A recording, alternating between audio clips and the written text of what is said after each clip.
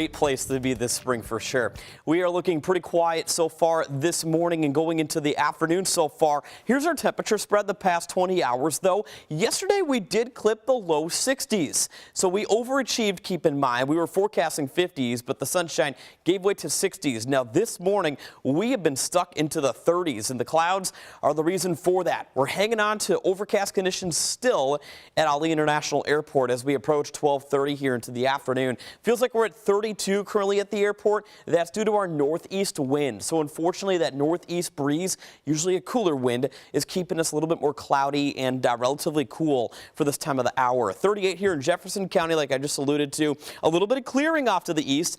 These are communities from Shelbyville towards Carrollton, even Springfield, where the sun is actually out right now, and that's why temperatures are in the 40s off to the east. So we're noticing the clouds kind of decreasing from east to west so far. Normally we pick up clouds decreasing from west to east, but today we're noticing a little bit different outside. 34 to the north in Fort Wayne. We're hanging on to some 50s for our friends down in states to our south in Tennessee and northern portions of Alabama and Mississippi. So again, the reason why we have that northeast flow, the clockwise spin around the high pressure, giving way to more of a northeast wind, and temperatures suffering a bit because of that today. Let's talk about the west coast though. We have been seeing a lot of rain. Of course, dangerous flooding has been underway, life-threatening flooding.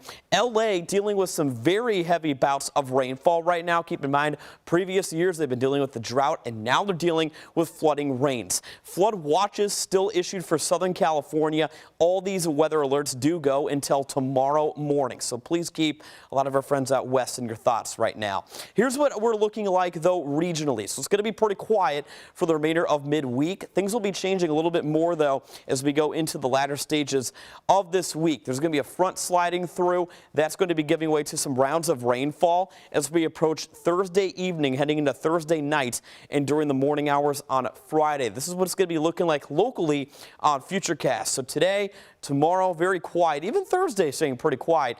Notice more clouds rolling through to end the week, and that's in basically the next wave of the rain inching in from the west. So notice around 8-10 o'clock on Thursday evening, that rainfall moving in from west to east. This rainfall will not be too hefty, upwards of about 1/10 to 1/4 of an inch of the rain accumulation in the forecast. No severe weather, but notice some of these reds and oranges on there. Futurecast, that's denoting possible thunder overnight Thursday night heading into the midnight hour.